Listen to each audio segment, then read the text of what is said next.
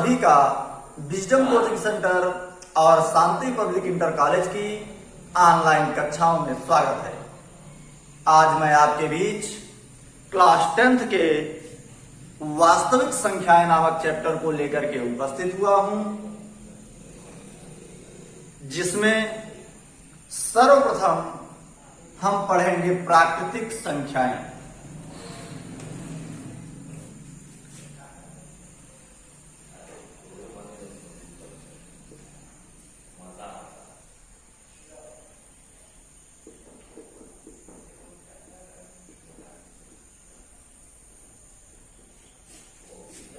अर्थात natural numbers.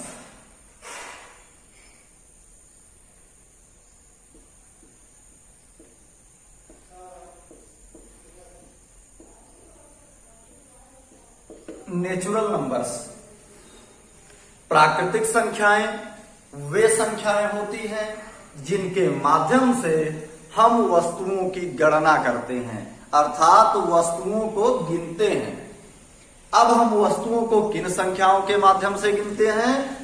1, 2, 3, 4 dot dot up to infinity. और इस समूह को हम कैपिटल N से डिनोट करते हैं। इस प्रकार हमको प्राप्त हो जाएगा N is equal to 1, 2, 3 dot dot up to. इस प्रकार हमने प्राप्त किया प्राकृतिक संख्याओं का समुच्चय। इसके बाद हम आगे बढ़ते हैं तो अगला हमको पढ़ना है पूर्ण संख्याएं। अगर हम यहां ध्यान दें प्राकृतिक संख्याओं के समूह में, तो यहां एक संख्या अभी हमको नहीं दिख रही है, उसकी यहां पर कमी है, और वह अंक कौन सा है? 0। अगर इस प्राकृतिक संख्याओं के समूह में हम 0 को भी सम्मिलित कर लें तो प्राप्त नया समूह पूर्ण संख्याओं का समूह कहलाता है, जिसे हम W से डिनोट करते हैं। तो अगला है पूर्ण संख्याएं। पूर्ण संख्याएं, होल नंबर्स।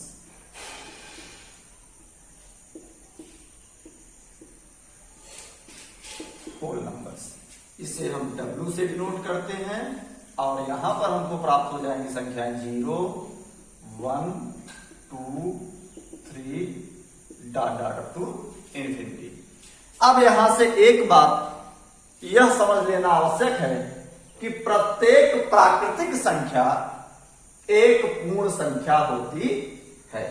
अगर हम देखें तो प्राकृतिक संख्याओं के समुच्चय में जितने भी अवयव हैं वो सारे के सारे पूर्ण संख्याओं के समुच्चय में उपस्थित हैं, जबकि पूर्ण संख्याओं में एक अंक 0 है जो कि प्राकृतिक संख्याओं के समूह में उपस्थित नहीं है।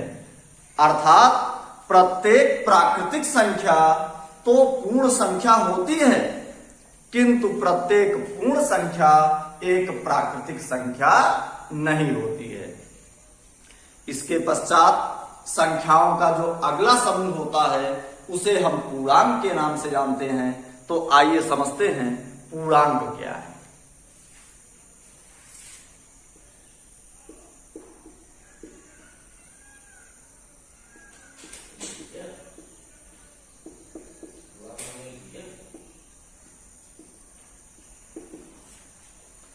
पूर्णांक अर्थात इंटीजर, इसके नाम से स्पष्ट हो रहा है। यहां पर हमने पढ़ा पूर्ण संख्याएं, अब पूर्ण संख्याएं से ही बना है पूर्णांक। अगर पूर्ण संख्याओं के समूह में हम ऋण पूर्ण संख्याओं को भी सम्मिलित कर लें, अर्थात इन पूर्ण संख्याओं के सम्मुख माइनस का चिन्ह लगा करके अंकों को इसमें सम्मिलित कर लिया जाए, तो इस प्रकार प्राप्त नया समूह पूर्णांकों का समूह कहलाता है, जिसे हम I से डिनोट करते हैं। तो आइए समझते हैं I में हमको कौन कौन से अवयव प्राप्त होंगे। I इज इक्वल टू हो जाएगा -∞ dot dot dot -2, -1, 0, 1, 2, 3 dot dot up to infinity. इस प्रकार से पूर्णांकों का समुच्चय हमको प्राप्त होता है। पूर्णांकों के समुच्चय में 3 प्रकार के पूर्णांक पाए जा रहे हैं, जिसमें ऋण पूर्णांक, धन पूर्णांक तथा शून्य पूर्णांक। शून्य पूर्णांक न तो धन पूर्णांक है और न ही ऋण पूर्णांक है। अब इन पूर्णांकों के बाद जब संख्याओं के अगले समूह में हम बढ़ेंगे तो आगे हमको पढ़ना है परिमेय संख्याएं। क्या पढ़ना है? परिमेय संख्याएं। आइए समझते हैं परिमेय संख्याएं क्या है।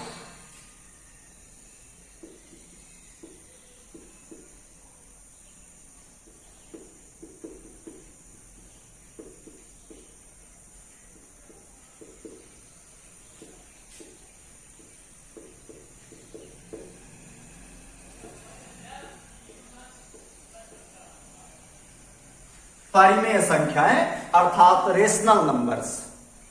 अब बात आती है परिमेय संख्याएं हैं क्या। ऐसी संख्याएं जिन्हें हम p बटा q के रूप में व्यक्त कर सकें, जहां p और q पूर्णांक हो और q does not equal to 0। अर्थात परिमेय संख्याएं p बटा q के रूप की होती हैं, जहां p और q belongs to i। P, Q belongs to I से तात्पर्य है यह P और Q का मान, ये जो समुच्चय हमको I प्राप्त हुआ है, यहाँ के कोई अवयव होने चाहिए। साथ ही साथ एक कंडीशन है Q does not equal to 0, अर्थात Q का मान कभी भी शून्य नहीं होना चाहिए। तो परिमेय संख्याएं किस प्रकार की हो सकती हैं? P की वैल्यू हम अगर 2 ले लें, Q की वैल्यू 3 ले लें, तो हमको प्राप्त हो रहा है 2/3। यह एक परिमेय संख्या है। क्यों? क्योंकि यहां पर P भी जिसकी वैल्यू 2 है एक पूर्णांक है, Q जिसकी वैल्यू 3 है यह भी एक पूर्णांक है। इस प्रकार 2/3 एक परिमेय संख्या है। साथ ही साथ इसका जो हर है 3, यह शून्य के बराबर नहीं है।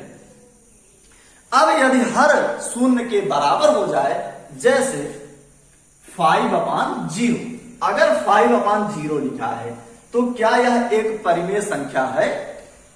5 में हम शून्य से भाग कर सकते हैं। यदि भाग दिया जाएगा तो हमको मिलेगा इन्फिनिटी। इन्फिनिटी से क्या तात्पर्य है? अपरिभाषित, जिसकी कोई परिभाषा ही नहीं है। क्या इसको हम परिमेय संख्या कह सकते हैं? अर्थात नहीं कह सकते हैं। इसीलिए कंडीशन इसमें रखा गया है Q does not equal to 0, अर्थात जब भी परिमेय संख्या की बात आएगी तो हर कभी भी शून्य नहीं होना चाहिए। अगर हर शून्य हो जाएगा तो संख्या अपरिभाषित हो जाएगी। अब परिमेय संख्याओं में एक महत्वपूर्ण प्रश्न आता है कि पाई एक परिमेय संख्या है या अपरिमेय संख्या है। तो आइए समझते हैं पाई परिमेय संख्या है या अपरिमेय। हम जानते हैं पाई इज इक्वल टू 22/7। हम पाई की जो वैल्यू कंसीडर करते हैं वो कंसीडर करते हैं 22/7 या 3.14।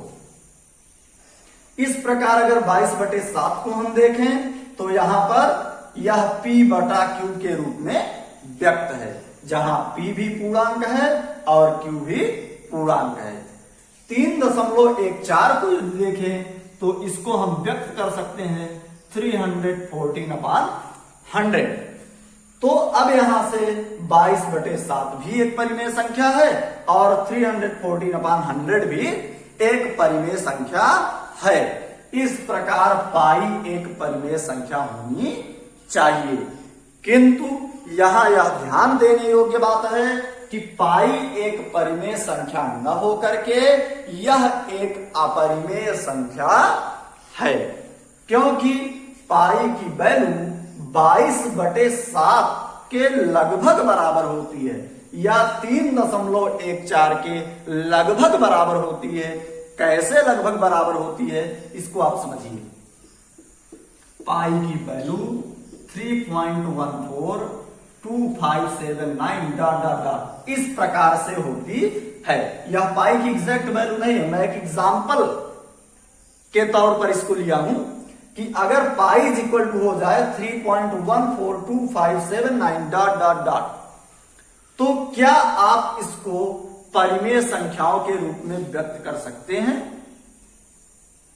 यहां पर पॉइंट के बाद कितने अंक हैं यह हमको पता नहीं है, अर्थात इसे P बटा Q के रूप में हम व्यक्त नहीं कर पाएंगे और इसकी जो वैल्यू है लगभग में 3.14 ले ली जाएगी। इस प्रकार से पाई एक अपरिमेय संख्या है। क्यों? क्योंकि इसको P बटा Q के रूप में व्यक्त नहीं किया जा सकता है। यहां पर पाई की वैल्यू लगभग 3.14 होती है। अब इसके बाद परिमेय संख्याओं के आगे बढ़ेंगे तो अगला हमको प्राप्त होगा अपरिमेय संख्याएं। अपरिमेय संख्याएं क्या होती हैं? ऐसी संख्याएं जो परिमेय ना हो। सीधा सीधा हम कह सकते हैं ऐसी संख्याएं जो परिमेय संख्याएं न हो अपरिमेय संख्याएं कहलाती हैं। जैसे अपरिमेय संख्याएं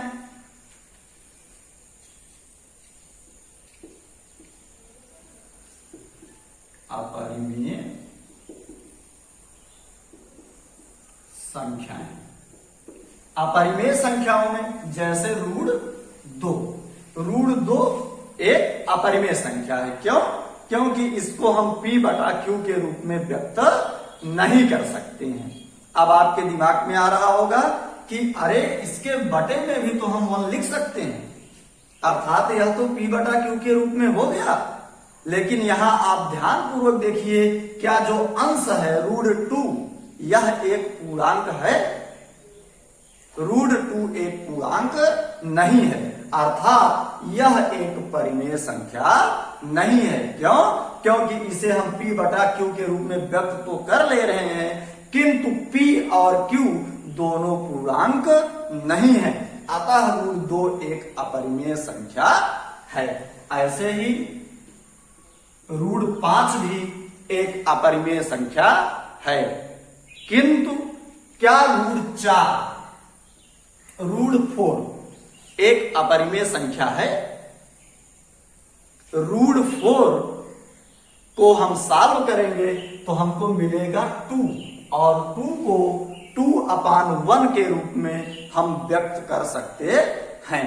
अर्थात ऋण के अंदर यदि पूर्ण वर्ग संख्याएं हैं जिनका वर्गमूल ज्ञात किया जा सकता है, ऐसी संख्याएं अपरिमेय संख्या न होकर के परिमेय संख्याएं होती हैं। इस प्रकार हमने प्राकृतिक संख्याएं, पूर्ण संख्याएं, पूर्णांक, परिमेय संख्याएं और अपरिमेय संख्याओं के बारे में पढ़ा। अब जितनी भी संख्याएं हमने अब तक पढ़ी, यदि इन सब को मिलाकर के एक नया समूह बनाया जाए, कहने का तात्पर्य नए समूह में इन सभी संख्याओं को यदि रख दिया जाए तो जो नया समूह प्राप्त होता है उसे हम वास्तविक संख्याओं के नाम से जानते हैं या वास्तविक संख्याओं के समूह के नाम से जानते हैं, जिसे हम कैपिटल R से डिनोट करते हैं, रियल नंबर अर्थात कैपिटल R, और इसके बराबर हो जाता है -∞ to +∞। अब आपके दिमाग में आ रहा होगा, अभी तक तो मसले कोष्ठक के अंतर्गत अवयव लिखे जा रहे थे, यहां पर यह छोटा कोष्ठक क्यों लगाया गया है? तो यह एक इंटरवल है जिसकी चर्चा हम आगे करेंगे, अगली क्लासेज में हम पढ़ेंगे। इस इंटरवल से तात्पर्य होता है कि -∞ से ∞ के बीच के सारे अवयवों की चर्चा हम यहां पर कर रहे हैं। चूंकि यहां पर -∞ और ∞ के बीच की परिमेय संख्याओं, अपरिमेय संख्याओं को कामा लगा करके लिखना संभव नहीं है, इसलिए इसको व्यक्त करने के लिए हम इंटरवल का यूज करते हैं। इस प्रकार वास्तविक संख्याओं में -∞ और ∞ के बीच की समस्त संख्याएं आती हैं। अब नेक्स्ट वीडियो में हम पढ़ेंगे विभाजन एल्गोरिथम। वास्तविक संख्याओं का जो अगला टॉपिक हमारा होगा उसको हम नेक्स्ट वीडियो में लेकर के उपस्थित होंगे। यदि बताई गई इन किसी भी डिफिनीशन में आपको कोई समस्या है तो आप कमेंट के माध्यम से अपनी समस्याओं को हम तक पहुंचाइएगा, जिसका समाधान नेक्स्ट वीडियो में आपको प्राप्त होगा।